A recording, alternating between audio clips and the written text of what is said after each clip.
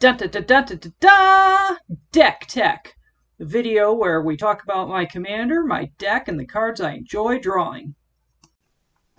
Leah here, and today I'm going to talk about my Prismatic Piper commander deck.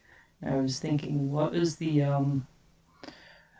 probably one of the dumber commander cards I could build a deck around, and this Prismatic Piper is a 3/3 legendary creature shapeshifter, and it has partner on it, and the only ability it provides is to choose a color. So what they intended for in the Commander Legends draft environment was if you absolutely couldn't figure out your colors during the draft, you could grab one of these to supplement a color into your deck. But there aren't any rules that say I can't use this. So Shapeshifter is not like Changeling. It doesn't even provide any real creature types. I suppose you could have built Tribal Shapeshifter around it if you really wanted to. I just built a colorless deck around it, and I made it all... It's just kind of a little janky theme, and we'll get into that, but I can pick my color at the start of the game. I just declare a color, and that's what color I'm playing, and that's the only thing that turns on some of the pieces in the deck, like Command Tower, because now my commander has a color identity, so then the Command Tower produces whatever color I declared him to be. So we'll hop into the deck and take a look at the crazy thing I did. I also thought it was kind of weird, like, if they're going to print a draft box, why is this a foil etched option? It was kind of cool. I like it silver. This was actually really, really hard to light for the video so that it showed up on the screen somewhat viewable. Without the lighting, it just was nearly a black box with all the silver on it. So yeah, we'll hop into the deck. There are three main parts to this deck. The first part of it that runs everything is the parts about speed. And in this category, I have all of the draw cards, the ramp cards, anything that'll increase my mana, decrease my artifact cost. Horizon Stone will save the mana rocks, anything that helps me filter as quickly as possible through the deck. More mana rocks, more spell filtering, more draw, flash, draw, mana rocks, find land, more draw, more finding of land, spell reduction. So it's a pretty important category for the deck as a whole, and it works. Since it's so saturated in this category, you always find 3 or 4 pieces out of this to get going really fast in the deck. For a colorless deck, it goes faster than it looks like it might go. The second category that is most important and that the deck was built around is this leveler category. The primary goal of the deck, not the most functional goal, but the primary goal, is to cheat the leveler into play somehow and then manage to kill my opponents with it without dying to its own ability. And when it comes into when it enters the battlefield, you exile your library from the game. So a couple ways we have to not die to this. So Platinum Angel or Sundial of the Infinite or Scroll of Fate are the 3 plans to not die from the leveler. Should those plans start to go awry, I've got a couple of return target artifact cards in here as well to, if somebody were to blow up the Platinum Angel, perhaps I can get it back before I would die would be helpful. Scroll of Fate, because it's an enter the battlefield effect, turning it face up doesn't make it re-enter the battlefield, so you can cheat it in that way, and Sundial of the Infinite just takes its ability off the stack by ending the turn. So the third thing going on in this deck, which is really the plan that actually works in here, is the counters plan. There are a lot of artifact creatures that work very well with +1/+1 counters. The whole Arcbound series with their modular abilities helps keep the counters flowing around on the battlefield. There's a few of the clockwork creatures are able to increase their counters. This construct can kick out with a lot of counters. Steel Overseer is just the counter lord of artifacts. And then the Ozolith will help preserve all of those counters so I can keep putting them back out on the modular creatures. Between the Reclaimer and the Overseer, it's pretty easy to also keep the counters out on the field. The rest of the deck is just kind of stuff I felt like adding, really. It's a variety of things that I thought would be fun to mess around with, a little bit of general good stuff artifacts. Warping Whale has always been a card I thought was very interesting. Our sorceries down here. Gruesome Slaughter lets all my creatures with counters on it just tap to deal damage, so in a way it's a board wipe that lasts one turn, except that it's one-sided, and then All Is Dust is also an amazing one-sided board wipe in this deck. There's also there's a couple other basic creatures that would be in the same as the basic good stuff artifacts, and then I've got two cards that I just labeled weird stuff. And weird stuff is just the cards that have come into my collection that I learn by doing, and I shove them into a deck. So Alicor's Tomb, take a color of a permanent and change it into a different color, and then it remains that color. So if I have an opponent that they can't block red or something, I can make something of mine red. I'm not sure when this is ever going to come up, but probably the best way I've found to find things that might interact with this that I've never seen is just to stick it in my deck and play it against other people's cards. Maybe I haven't thought of the right card for it, but if somebody else has a card that coincidentally works with it, I can find that interaction. So it's going to hang out in this deck for a while. The other card that's interesting is Sentinel Tower, and Sentinel Tower I would think might be best in a more of a CEDH situation that this deck should never be encountering.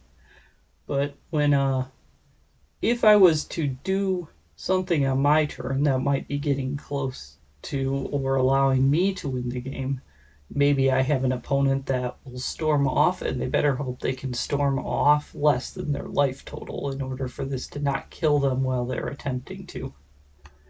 Other than that, this card doesn't do anything. I have a whole 1 instant in here and 2 sorceries, so it's not going to do much for my turns.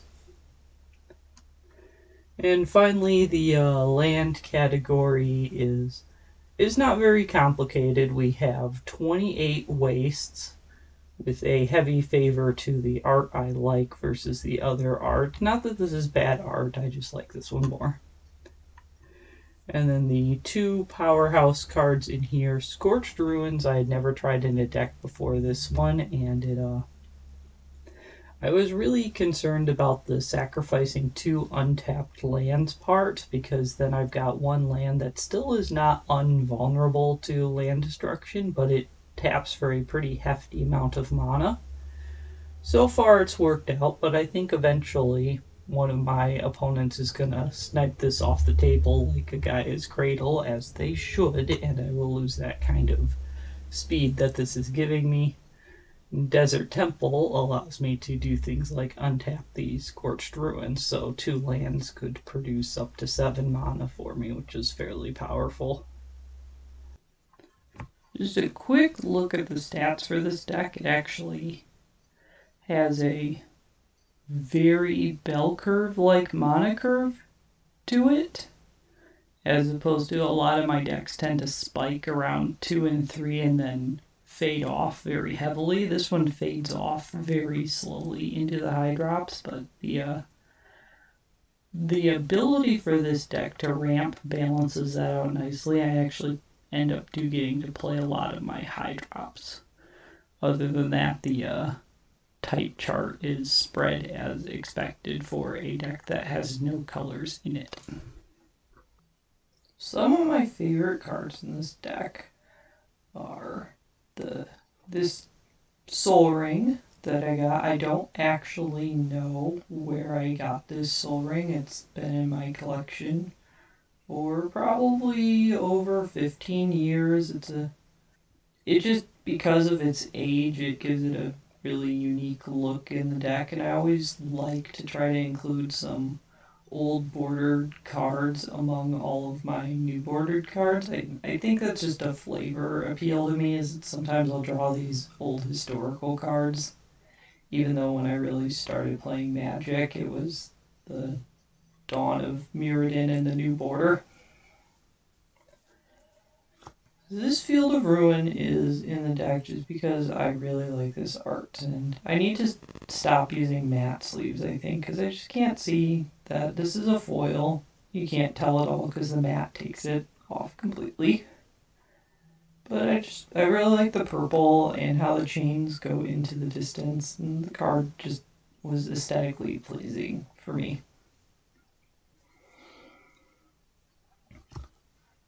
This Pristine Talesman, note the our symbol here. This is see how close I can get that. This is the Mirrodin Pure symbol. This Pristine Talesman is technically the only card that was printed in the set Mirrodin Pure, which may not even come up as a real set if you try to look it up in Scryfall. Mirrodin was always my favorite plane of Magic, and that probably relates a lot to where I started playing competitively in Magic. This is when I started going to F&M, and I opened one pack of 8th edition about 2 weeks before Mirrodin launched.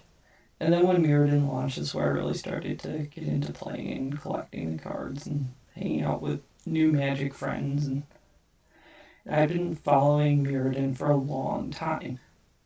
And then when Scars came around and Mirrodin Besieged was going on, I wasn't very happy with the direction of the story, because as a fan of Mirrodin, that's a world I wanted to survive. I don't want it converted into a place called New Phyrexia. And one of the things that Wizards was doing at the time was they didn't want anybody to know which set was coming out. Was Mirrodin going to win the war, or were the Phyrexians going to win the war? They wanted you to pre-order and not know which set they were going to launch. So they had a promo card for the Mirrodin side, and then a promo card for the Phyrexian side. I don't even actually remember the Phyrexian one, but I was so hesitant on if my Magic career would continue over this story arc, and I finally decided to pull the trigger and continue, and I don't regret that now, but it was a big turning point for me in how much did I care, because obviously I played Magic a lot for the flavor. It wasn't just for the game or the power or the competition. I really did enjoy the flavor, and I didn't want a piece of flavor I enjoyed to be destroyed. So I purposely hunted down these a playset of this promo card and proudly hang on to it as my symbol for Mirrodin purism. Maybe that will come back around someday. I still have hope for that dying world.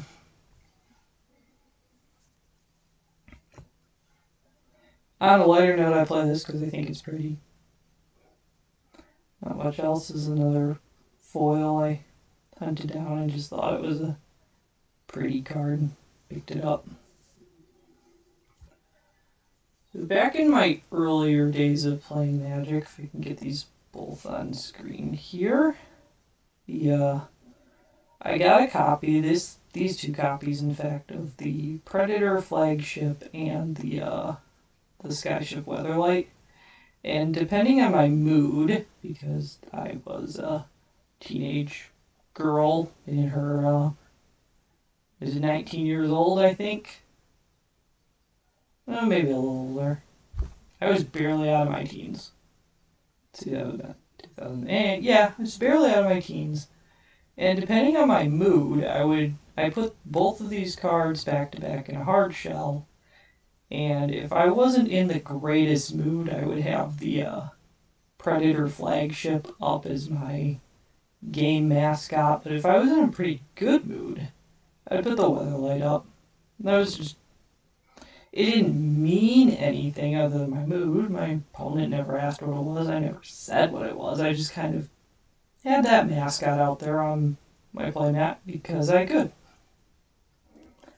So I still enjoy playing those two. This Wastes, I've always liked this art for the Wastes. I think it doesn't look very colorful on camera, but if you look really closely into it, it's quite colorful in here. This is very rainbow prismatic looking crystals back there. Yeah, camera just doesn't do it justice. But I like this art. It's very geometrical, it has a lot of color in it. You have to search for it. I think that's part of what I enjoy about it. Plus, I could put a lot of these in a monocolor deck. We'll be technical. It's a monocolor deck. I have to declare color. Alright. Most important card of the deck, and this is why I didn't talk a lot about it in the proper deck review. The Leveler, to me, was one of the early cards I discovered in Mirrodin when I was starting to play Magic. I had a 60-card deck, but I didn't have the other half of the Leveler combo that let me use my opponent's library. I just would play the Leveler and die a lot.